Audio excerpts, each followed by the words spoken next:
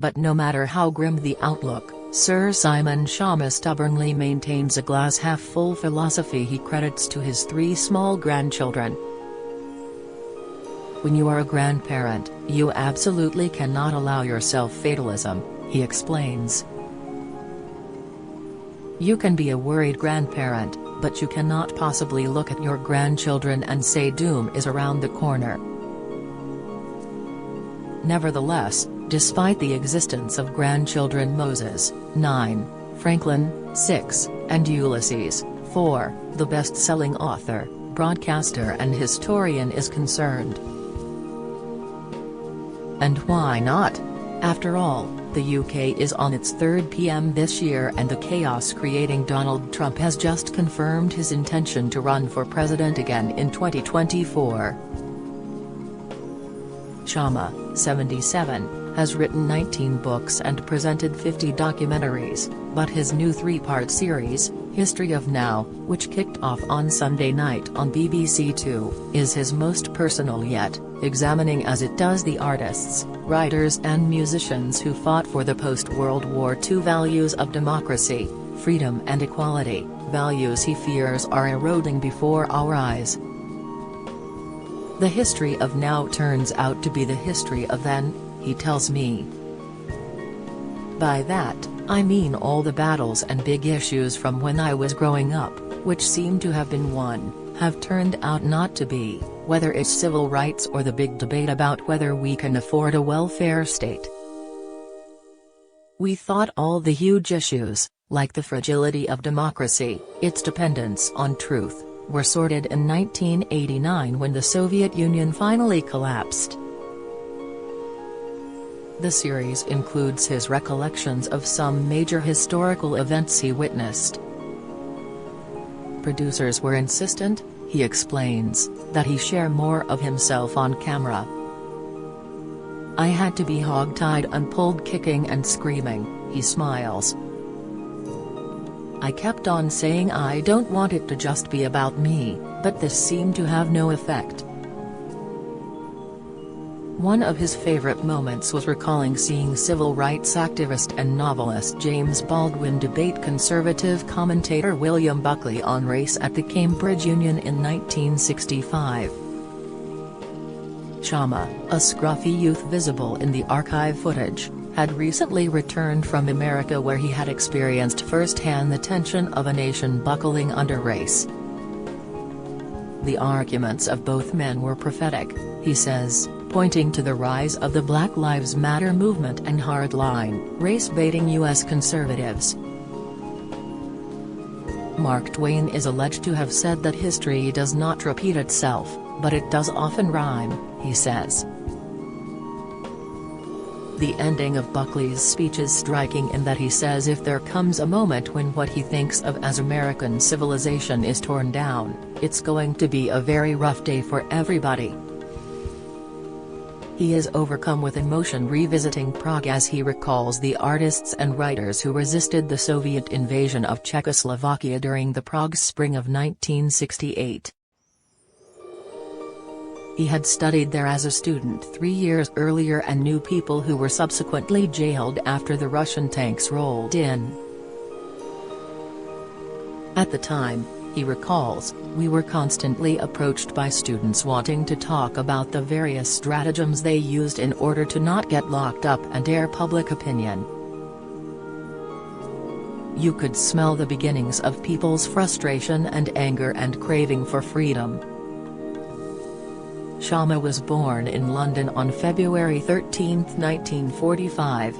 The first night of the notorious Allied bombing raids on Dresden in which as many as 25,000 people died and the capital of the German state of Saxony was all but destroyed. Even though I'm Jewish and the Holocaust happened, I don't think there was any justification for that, he says today.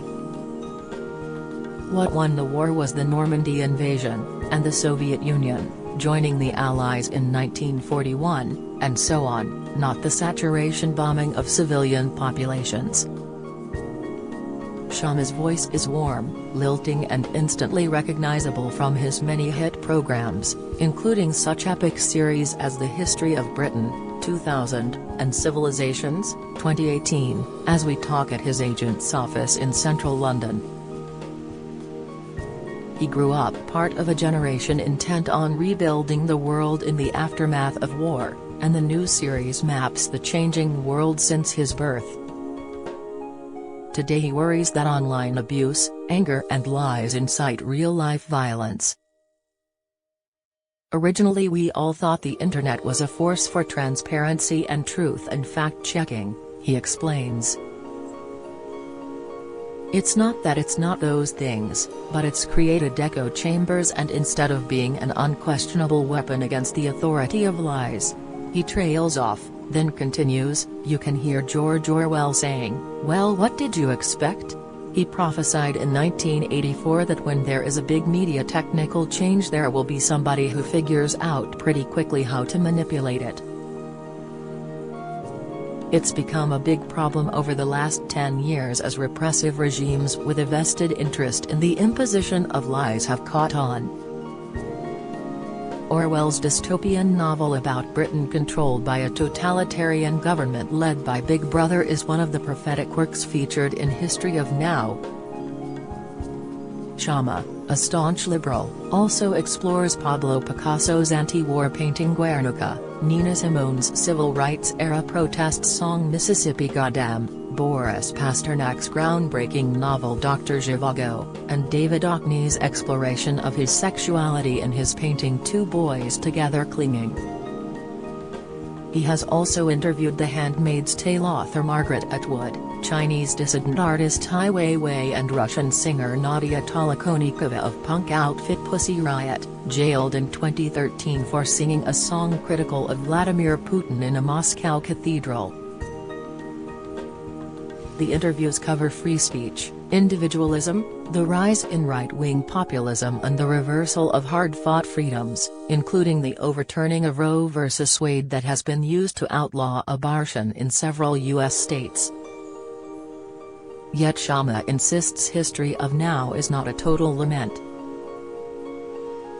He quotes the great U.S. abolitionist Wendell Phillips that the price of liberty is eternal vigilance, sighing, these battles really do have to be fought over and over again. He's an active Twitter user and is very worried about billionaire Elon Musk's recent takeover of the popular social media site. Musk courted immediate controversy by firing hundreds of staff and instituting a fee-paying system that allowed users to verify themselves. It had to be put on hold after fake accounts immediately verified themselves as major corporations then spread havoc on the stock markets. The Tesla owner has declared himself a free speech absolutist who wants to stop the platform from splintering into far-right and far-left echo chambers. The first question I would ask him is, what do you mean by free speech absolutist? Says Schama. Being Jewish, he is concerned about rising anti-Semitism. Does that mean that anybody who tells a manifest falsehood, for example, that the Jews control the media, or they suck the blood of children before Passover, or as political conspiracy group, QAnon claims, the Democratic Party is a cover for an international pedophile conspiracy? Is that okay? Is that covered by free speech? Schama's family moved to Southend, Essex, 3 years after he was born. For the second film in the series, he revisits the seaside town to recall his first experience of anti-Semitism, aged 6, when he saw anti-Jewish graffiti on a wall and asked his father what it meant. My father was a street corner speaker and he trained me to be a debater, Schama says.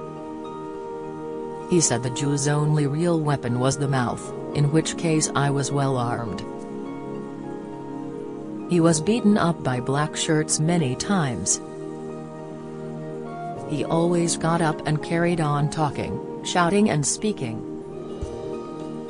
His father, a businessman in the fabric trade, worshipped Churchill and was self-educated, a prolific reader who lived literature.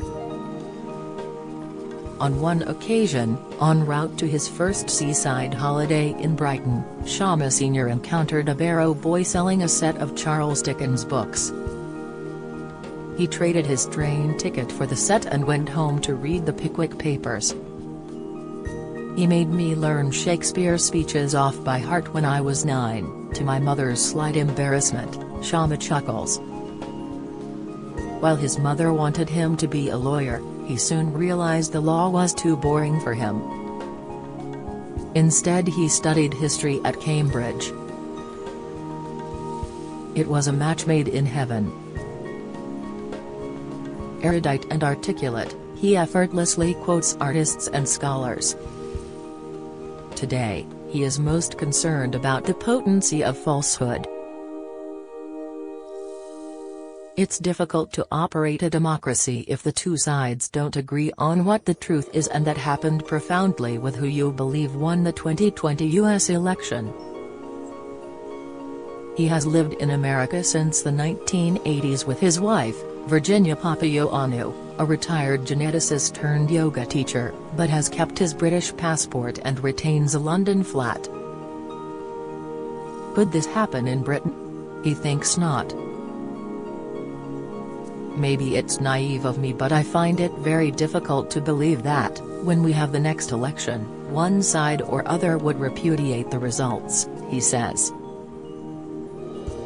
That really seems alien to our culture as well as our politics, doesn't it? He believes future historians will view Liz Truss's reign as Britain's shortest-serving PM with complete bafflement. It was like she swallowed the wrong colored pill and was off in the Matrix somewhere, he says. The real universe was about how to make the best of Brexit. How do we deal with pandemics? How do we deal with the economic consequences of the Russian war? All those things hurtling towards us like meteorites. Difficult, immediate things, but the hustings and the contest seem to take place on a different planet. I'm slightly surprised to hear him deplore climate activists who glue themselves to priceless artworks in public galleries, branding their actions ludicrous and egregious. You have to think about the consequences of alienating people who really want to be on your side, he says. It's not art's fault. Glue yourself to the front door of an oil executive if you have to. History always has something to teach us, he believes. It doesn't provide recipes, but it does provide cautionary warnings about past disasters and sand traps of the future. And in some profound way, it teaches you the same lesson that great poetry or philosophy does, what it's like to be human beings on Earth at different points in time. It's a good point when, surely, we need greater empathy than ever before. Simon Schama's History of Now returns on Sunday at 9:15 p.m. on BBC Two and is available on catch-up via BBC iPlayer.